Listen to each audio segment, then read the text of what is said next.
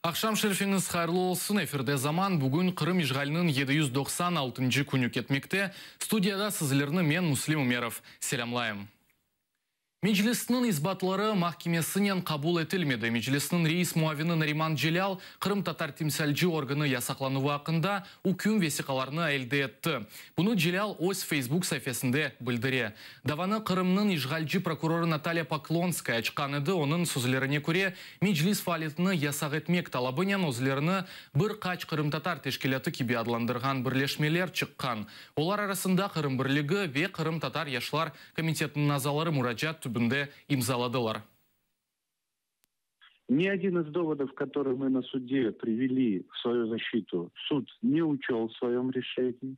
Но несколько новых таких первых при внимательном прочтении обнаружить удалось.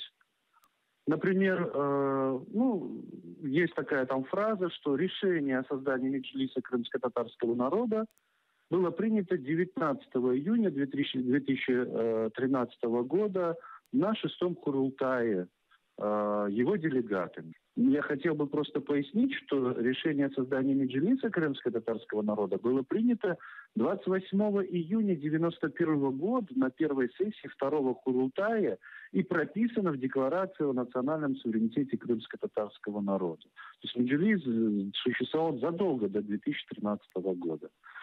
19 же июня 2013 года, по моей личной информации, я думаю, это легко проверить, никакой сессии Курултая крымско-татарского народа не проводилось, и никакой Меджлис не создавался. Этим числом датируется пресс-конференция Центральной избирательной комиссии Курултая о том, как прошли выборы делегатов и какие его результаты этих выборов. Эту информацию мы предоставляли суды.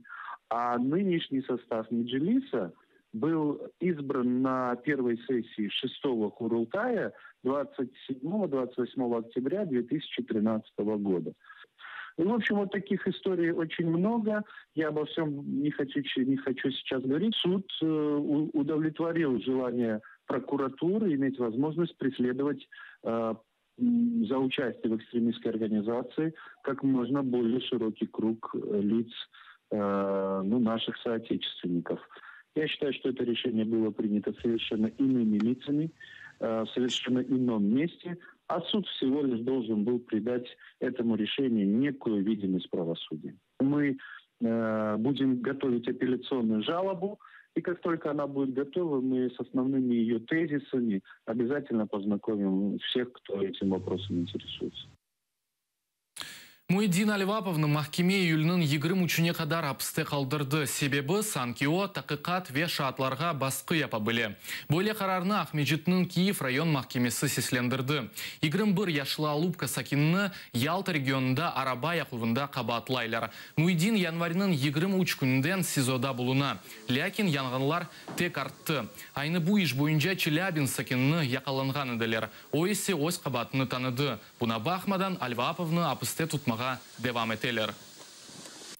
сегодня принимал решение по продлению срока содержания под стражей троим подозреваемым в данном действии, как званом поджоге автомобилей. Тенденция была одинаковая, что если там Муйдин Аливапов будет находиться на свободе, то он окажет давление на свидетелей, на следствие и может скрыться от правосудия.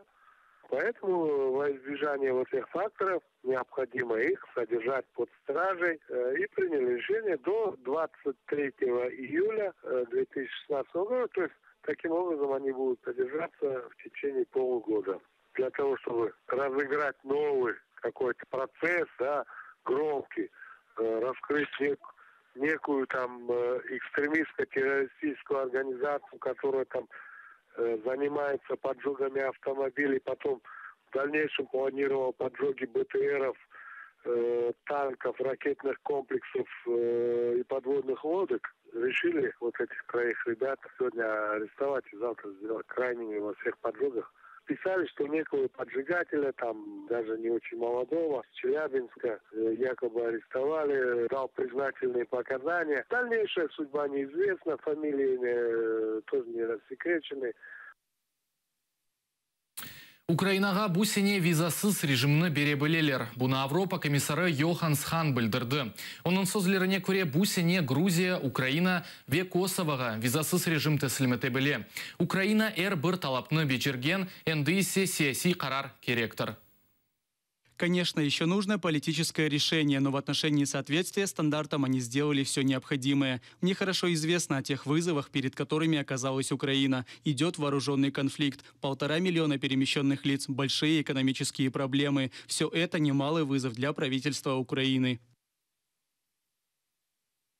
Қырымлы сияси мабуз Геннадий Афанасьевны Русия түрмесінде кижиза изоляторындан чықармайлар. Бұ ақта оның анасы Ольга Афанасьева білдіре. Оғылыны терроризмді қабатлап, Рус махкемесі она 7 ел апыз жазасыны белгіледі.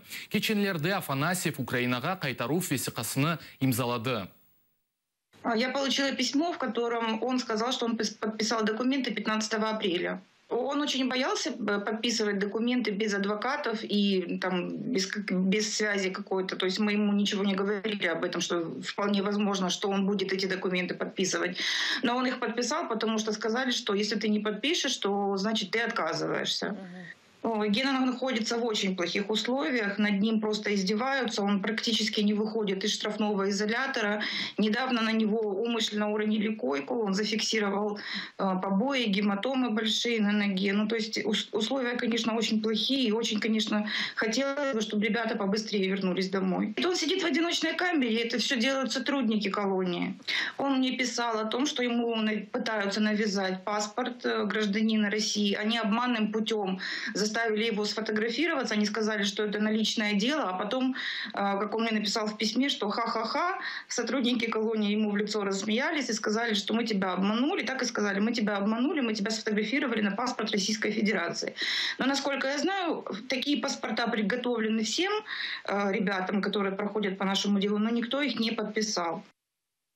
Хыдырлезге инсанлар осисті гінен келген. Бұны Қырымның Ижғалжи юқары шура спикері Владимир Константинов білдірді. Оның сөзлеріне көре бірінші кере о қадар чоқ инсан топлашқан. Ижғалжи акиметі Мирасимде 50 бинден зияды инсан сайған. Бұзым тахмелерімізге көре есе Мирасимде тек бір қач бин инсан топлашты. Чоғысы девлет парасына чалышқанлар студент ве мектеп талибелері. Оларны есе тасир бүліклерінің емірі исасында желпеттілер. Ожидание всего самого хорошего, все того, чего люди не могли десятилетиями добиться. Вот это сегодня настроение, которое преобладает в крымском сообществе. И то количество людей, которые на этом празднике пришли сами. В этом году праздник проводится с небывалым размахом. Более 50 тысяч участников данного мероприятия. Хыдырлез действительно стал объединяющим праздником для всех крымчан. Очень много приглашенных. Одессада 7 канал журналистлеріне селялы уджум еттілер. Вақия телеканал бинасы янында юзберді. Ел қазасыны чықарған видео эфирге чықмасын деп, уч кіші сатып алмаға істегенлер. Ләкин журналистлер бұна қаршы чыққан сон тартышма век отек башланды. Уджум эткенлерінің бірі есе помпалы түфек чықарып атеш açты. Бір журналист ве 2 телеоператор қазаланды, шымды олар хастаханеде бұлыналар. Он говорит, иди за помпой, еще здесь долго разговаривать. Один уходит, следует дальше удар Бондаренко, Сорокину, после чего я тоже вступаю за своих, накидываю на одного его кофту, после чего я слышу выстрелы помпы. Сечение брови, попадание с помпового ружья не у меня, у второго водителя, у третьего разбитый нос. Такое впечатление, что мы возвращаемся во времена бандитских разборок с применением оружия. Мы категорически этого не приемлем, мы будем бороться против этого. И сейчас мы будем обращаться к нашим коллегам с других каналов, потому что то, что происходит, это желание раскачать ситуацию. Одесса фажиасында инсанларны өлдірген рус тарафдары Қырымда бұл фажиада құрбан олғанны тариф еті. Майысының екісінде Ақярда Ижғалжи акиметі 2 ел евелсі Одессада олған вақия құрбанларының ануф митингіні кешірді. Ақярның ерлі каналында Эдуард Айрапетян вақияларының баш комментаторы оларақ чықышта бұлынды. Ләкин тамам о рус тарафдарларының Одессалыларға атеш ашқанында иштирак етеді. На Куликовое поле мы попали уже, когда уже все полыхало, все уже было поздно. Ну, что рассказать? Страх, ужас, преступление, организованное. Служба безопасности Украины, они все были в курсе, потому что все эти нацгвардии, все эти радикальные группировки, все они были привезены в Одессу заранее. Было подготовлено все для этого. Они были вооружены. На самом деле, эта цифра гораздо больше, если не 10 раз. Примерно, то есть колеблется цифра от 300 до 500, до 600 даже человек. Ахяр активистлері Динапарк территориясында кипарислерні құртаралар. Кеченлері мейданны қоралап Қырымның ишгалчы парламент елбашчысы Владимир Константиновға етолған құручылық шirketi тереклерні чықарып дигер ерге отыртмаға ишандырды. Консоль шirketi тереклерні көчіріп оларының еріне эв құрмаға планлаштыра. Ахярның ишгалчы акиметі құручылық ишлері қанунсыз кечірілгенini білдірді. Құручылықны ясақ еткен бір қач қарарды чықарған.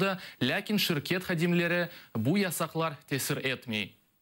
Огромная траншея, были повреждены корни, возможно, не знаю, специально, чтобы их уничтожить, потому что после такого вряд ли, вот вы видите здесь своими глазами, что вряд ли кипарис сможет выжить, когда у него перебита такая корневая. Вроде как пересадка, вроде бы как законно, но правоустанавливающих документов на это нет. В общем, надо теперь это дело спасать. Сейчас будем зарывать, поливать водой. 26 апреля было совершено покушение на эту очаровательную кипарисовую аллею.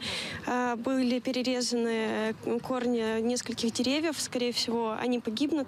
Поэтому сегодня мы решили посадить на замену несколько молодых саженцев. Мы хотим подчеркнуть то, что эта кипарисовая аллея является ценностью данной территории. Без кипарисовой аллеи не будет парка. Важно не только сохранять, но и развивать. Поэтому мы сажаем новые деревья.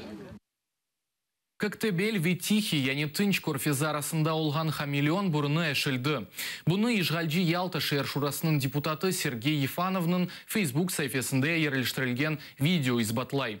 Әшілівден әвел чатыр сесі әшітілген депутатының сөзлеріне көре ер туристлерінің арасында пек мешурдыр. Вақия олған вақыт бұрын четінде кімсе йоқ еді. Ну так вот это. Я полностью снял.